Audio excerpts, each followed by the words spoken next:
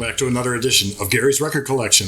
This time out, we are going to talk about the companion release to Led Zeppelin II that came out in 2014. Led Zeppelin II, one of the best albums of all time, came out October 22nd, 1969. And in 2014, it was part of the reissue project by Jimmy Page. They put out companion discs for all the albums. They started with the first three. So here's Led Zeppelin II on vinyl. This is the 2014 reissue, because on the back is basically the front cover art in a different color scheme, and that's how they differentiated all those releases. So it's a gatefold, and it's actually a triple fold out, and has the original album, and then it has the alternate album. So we're going to talk about the stuff that's on the alternate album. And I'm going to point out a few things that are different than the original versions, which we have heard about 68 billion times. And that's okay, because they get better every single time you hear it. So let's start off with Whole Lotta Love, rough mix with vocal. And right off the bat, you're going to notice that there is no cough from Robert Plant. There was no like that. It just started with the guitar.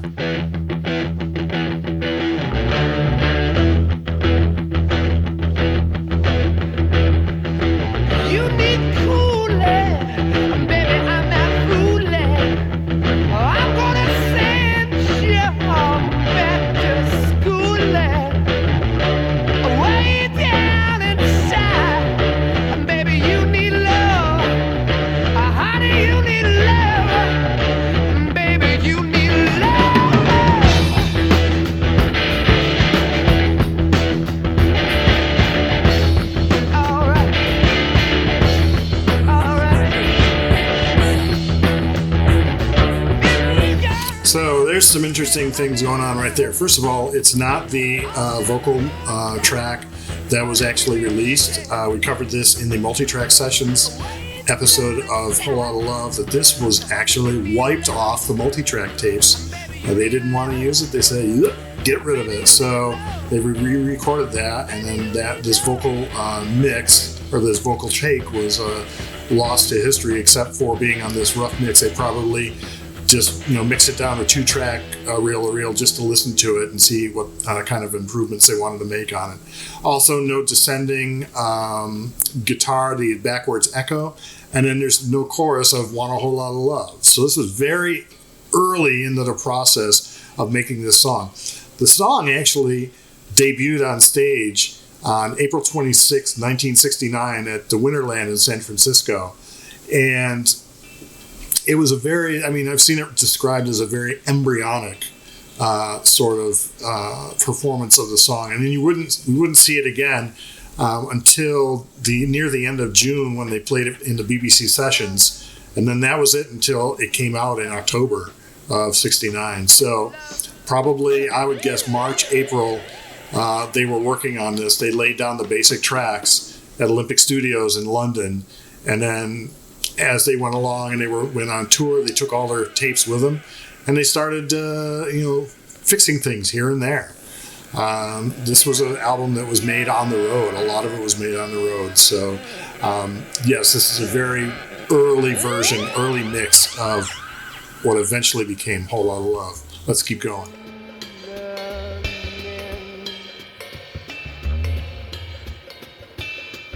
And we get to the middle section, and the effects are pretty subdued. They don't have everything mixed in there. And then at some point, we're going to get the drum break of John Bonham and the guitar solo. Here it is.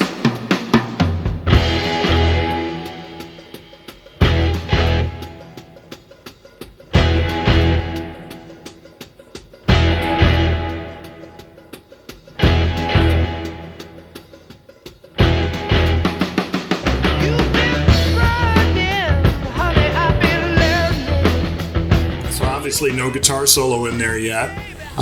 This is just the foundation of the song that they've laid down.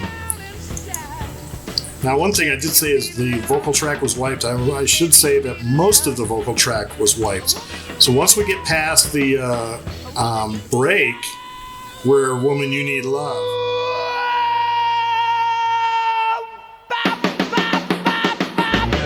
this part did not survive. The audio, the vocal here did not.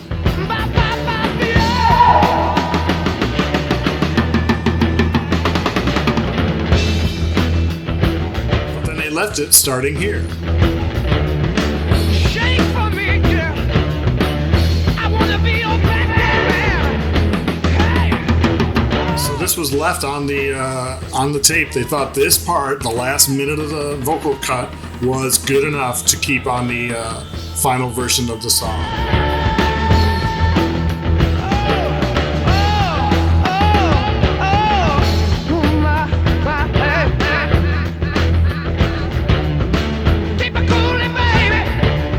And they let it go just a little bit longer on the fade out than on the album version.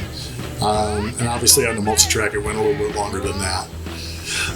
Okay, so we have also on the album is What Is and What Should Never Be, another rough mix. And that was interesting. It's a song that was probably one of the first that they worked on for Led Zeppelin II, because that was in the BBC sessions in March of '69 in a pretty decent form. So they must have been working right out of the gate on that. That maybe was even like a holdover from the Led Zeppelin I sessions. So it was very interesting that was ready to go in March and April. They didn't perform it outside of the BBC sessions until the fall, but it's still interesting that they had it there. Next on is Thank You, the backing track. Let's listen to this real quick.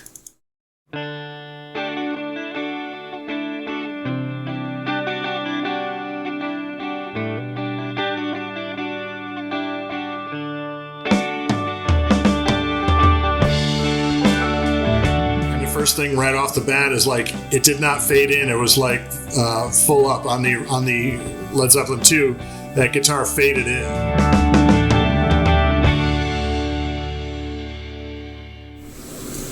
And true to its name as a backing track, there are no vocals on this. So anybody out there who fancies himself a Led Zeppelin singer, this is a great karaoke version of the song. You can do that and entertain your friends at the same time. Let's skip ahead to Heartbreaker. It's the rough mix with vocal.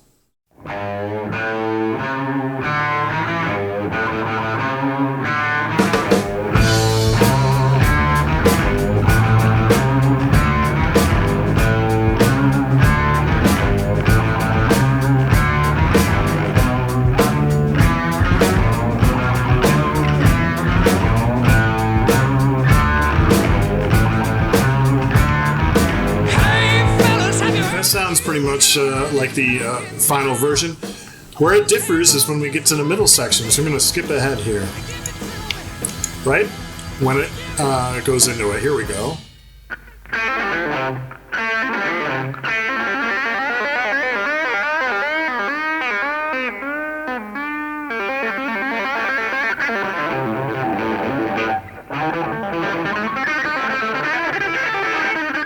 Obviously, this is not the guitar solo that is on the final version of Led Zeppelin II. Either a first take or just a placeholder or a sketch pad of ideas of what he wanted to do.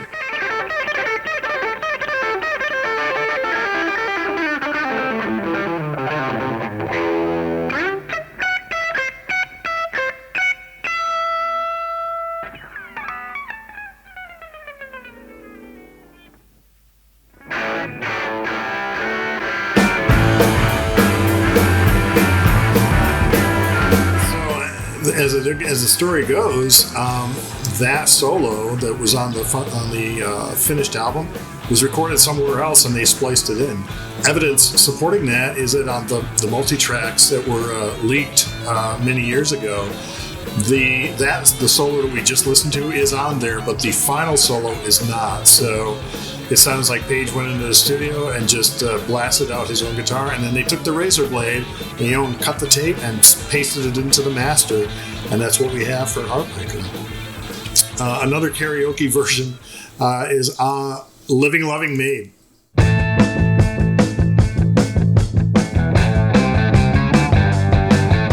And I'm going to go back because it's interesting the way that started.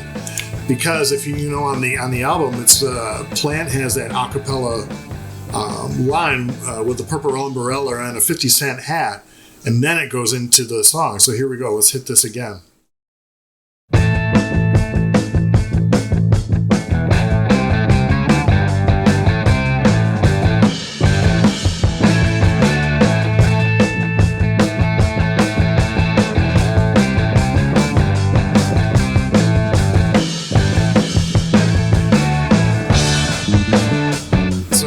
Do the karaoke version of that, you're going to have this on CD or whatever and have your thumb on the play button so it comes in right at the exact time. Apparently that was something that they dubbed in. They must have used a click track or something like that, so it's has the timing works out. Next up is Ramble On, the rough mix with vocal. We're going to skip to the end and listen to the way that this song, the version this concludes.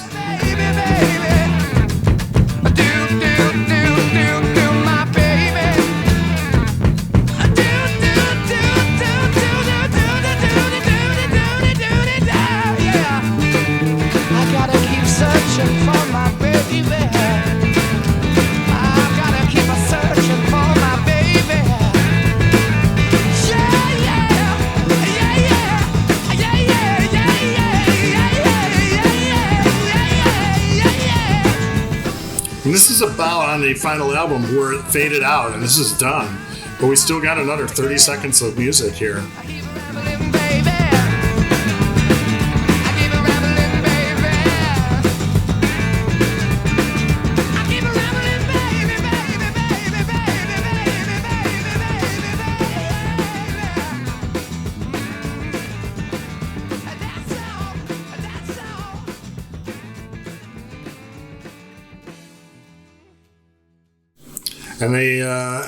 So that went on for 30 more seconds.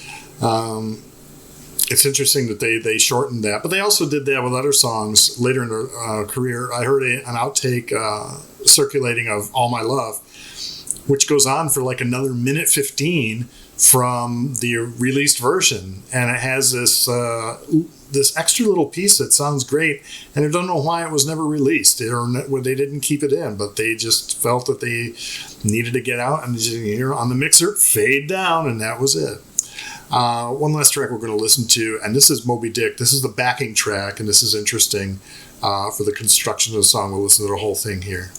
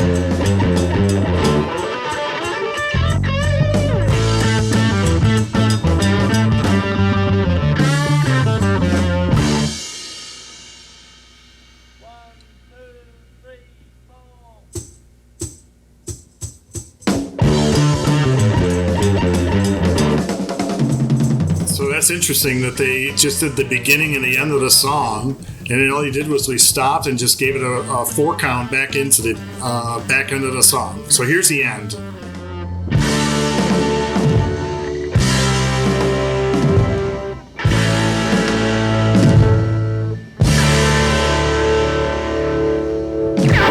So that last chord and the guitar thing was not on the original, so they cut that out there.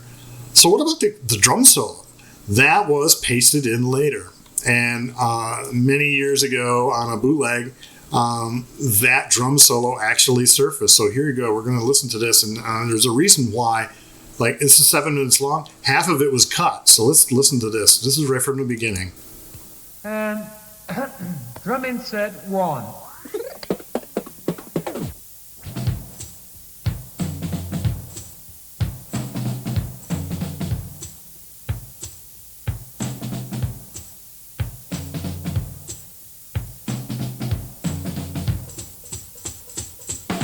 Now, this was the drum solo that John Bonham was doing in 1969. It was before it was called Moby Dick, it was called Pat's Delight. And he would do that rhythm. Now, why was that not included in the drum solo on Led Zeppelin II? Probably because he was stealing that from the drummer Max Roach. The Drum Also Waltzes. That was a Max Roach thing. So it was like drummer, admiring drummer. And he used Roach's The Drum Also Waltzes as the backbone for his Pat's Delight drum solo. So it's interesting. So that means that you can't use that because you're going to have to pay royalties. So on this drum track, we're going to zip ahead to, I think it's about here.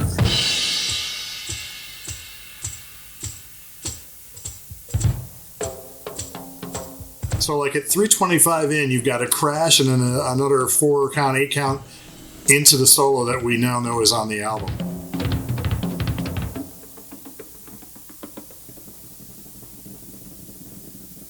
We'll zip ahead right to the end.